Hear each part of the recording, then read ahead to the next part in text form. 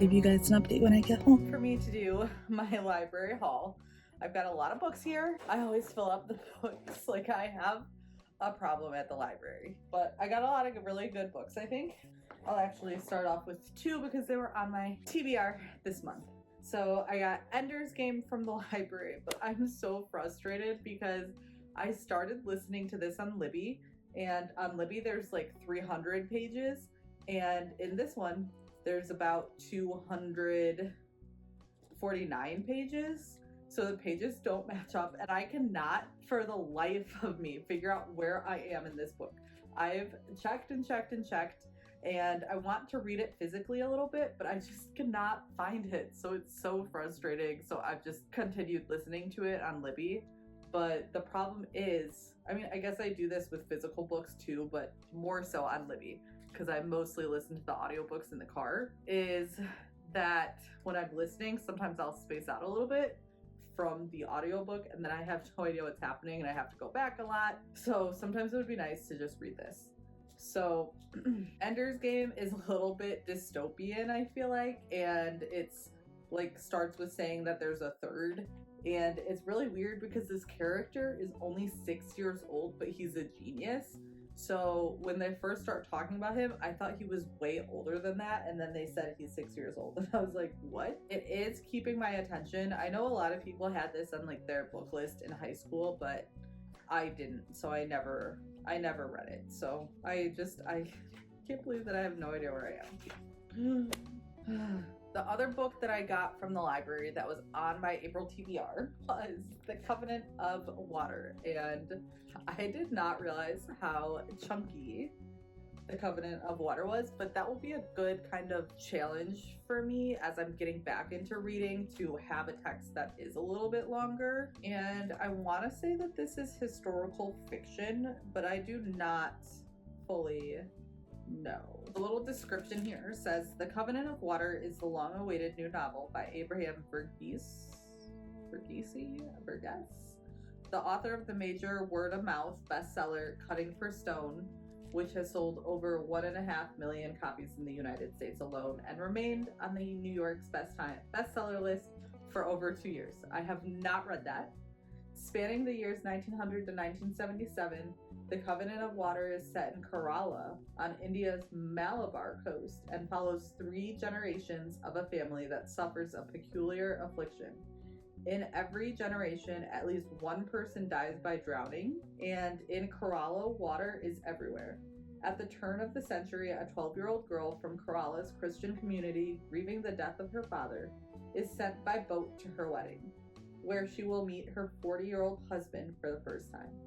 From this unforgettable new beginning, the young girl and the future matriarch, Big Amachi, will witness unthinkable changes over the span of her extraordinary life, full of joy and triumph, as well as hardship and loss, her faith and love, the only constants. A shimmering evocation of a bygone India and the passage of time itself. The Covenant of Water is a hymn to progress in medicine and to human understanding, and a humbling testament to the hardships undergone by past generations for the sake of those alive today.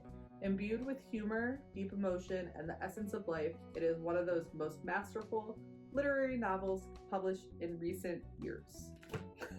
That was a lot, I'm sorry. Okay, so Covenant of Water. One that kind of just looked interesting to me. I don't know, this was just on the shelf. I was like, oh, you know what? 2034 sounds dystopian, and I was kind of in a dystopian mood. There was another one, I think 2050 something. It looks dystopian for sure because it says a novel of the next world war. Maybe a little bit speculative fiction. And this is by Elliot Ackerman. So 2034 by Elliot Ackerman. We have Round Midnight. So most of these, when I go to the library, I most of the time do not have an idea in my mind about what books I want. I kind of just go full on shopping mode, browsing everything, and books, covers, titles that stick out to me are what I grab.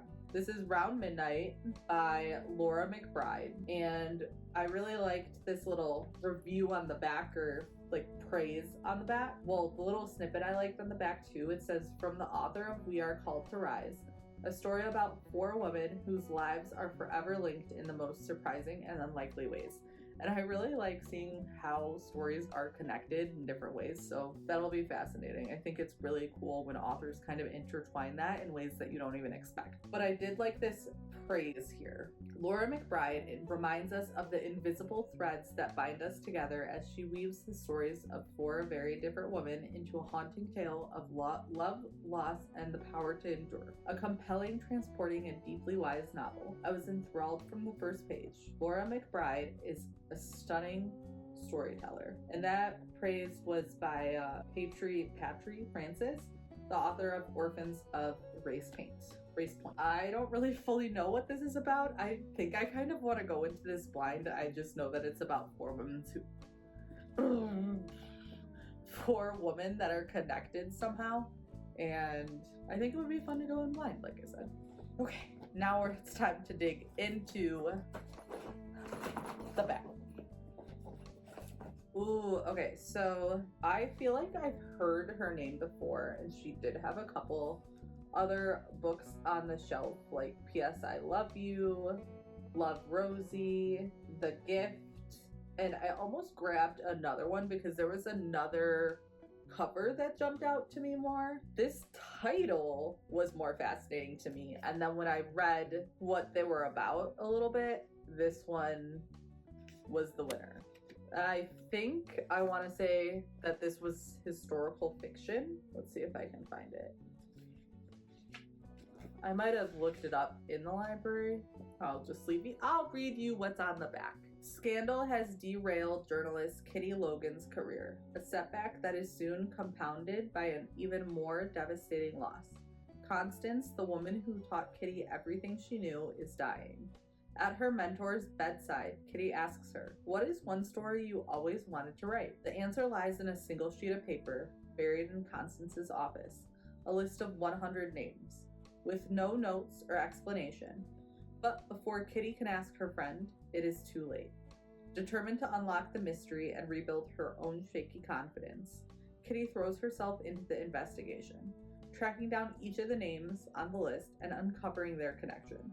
Meeting these ordinary people and learning their stories, Kitty begins to piece together an unexpected portrait of Constance's life and starts to understand her own. So this is 100 Names by Cecelia Ahern. Ahern? I don't know. So I guess this is actually like a little bit of a mystery too, because you're trying to figure out what's happening throughout the story. So I have gotten this one from the library before. So this is Horse by Geraldine. I'm so sorry. I do not know how to pronounce all the authors' names. And she writes a lot of historical fiction books. So this is about a horse, and I saw a lot of reviews from this. I saw a lot of reviews about this book kind of saying that they really didn't think it was going to be interesting because it was just about a horse, but she made it very fascinating, so I really want to read it. And then in here there's a little picture of her with a horse. I'm not sure if you can see that. And the praise on the back says, "There's something bordering on the supernatural about Geraldine Brooks. She seems able to transport herself back to earlier time periods to time travel. Sometimes reading her work, she draws you so thoroughly into another era that you swear she's actually lived in it." Brooks is a master at bringing the past alive. In her skillful hands, the issues of the past echo our own deepest concerns. Love and loss, drama and tragedy, chaos and brutality. One of our most supple and insightful novelists, Brooks is an adventuress of a novelist as she once was a journalist. Her journalistic sense of story has remained vibrant, and few fiction writers travel across territory as vast as that staked out by the intrepid Geraldine Brooks. There's a romance between Brooks and the world, and her writing is as full of heart and curiosity as it is intelligence and judgment. Her appetite for detail, her wanting to know how things work and why they happened, is enormous. So I just feel like she's gonna be an excellent storyteller. I'm gonna get like absolutely enthralled in this story, and I really want to read it. So I got it again from the library. I got it a while ago and I just didn't pick it up, but now is the time. I have two. Oh no, not even two.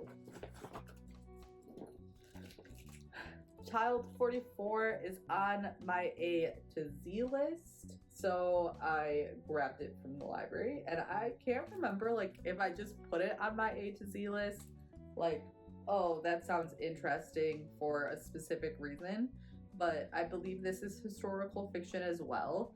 The little snippet right here, not all of it, but the little tiny snippet says, a relentless page turner. A terrifying look at a paranoid world where no one can be trusted. A surprising, unexpected story of love and family, of hope and resilience. Child 44 is a thriller. Oh, it's a thriller, okay. Unlike any you have ever read. And then it starts with like, there is no crime. So I have no idea. I think this one also might be a fun one where there's like no context to the story and I just go in mostly blind. If that's all I know, that it's like mostly a thriller. I have a Victor Lavalle, and I don't remember getting this, but I think I was like, you know what, I should try to get some other genres while I'm there. So I grabbed The Devil in Silver. There were two of his books that I was kind of looking at, and I think I read this snippet and liked it a little more. And again, like, I'm just gonna read the little tiny snippet here. New Hyde Hospital's psychiatric ward has a new resident. It also has a very, very old one. That's all I'm gonna read there. But this seems like it's gonna be literary horror, which is something that I've never read, but I do really like horror movies. Not so much gore, but more psychological. So I'm hoping this will be more psychological than gore, but we'll see. And then the last one was a Kevin Kwan book. And I read a Kevin Kwan book previously, you know, Crazy Rich Asians. I don't know if I ever read that, but I loved the movie. I should read it. And then I read Sex and Vanity by Kevin Kwan in February or March. And I really, really enjoyed it. And I think I had it 4 stars. And I, like, the more I thought about it, maybe I had it 3 stars originally, and then the more I thought about it, I changed it to 4 stars. Can't quite remember, but I just wanted to pick it up every moment, and I really enjoy the culture that he brings to his books. So I have Rich People Problems by Kevin Kwan, and also it's just so much fun to read about rich people. So I didn't really read anything about what this is about. I just know kind of Kevin Kwan's vibe, and I think this book will just be like a fun little light read. When Nicholas Young hears that his grandmother Sui is on her deathbed, he rushes to be by her side, but he's not alone. The entire Shang Young clan has convened from all corners of the globe to stake claim to their matriarch's massive fortune. So I feel like this will be fun. Like, there will be a little cutthroat, like people just be arguing with each other to get into the will, things like that. So I'm excited for this one. So I got 1, 2, 3, 4, 5, 6, 7, 8, 9 books from the library, which is a problem because I already had books checked out from the library. So I'm never going to be finishing all of these books. Let me know what books you think I should start with out of the ones that I got. Have a great day. Bye.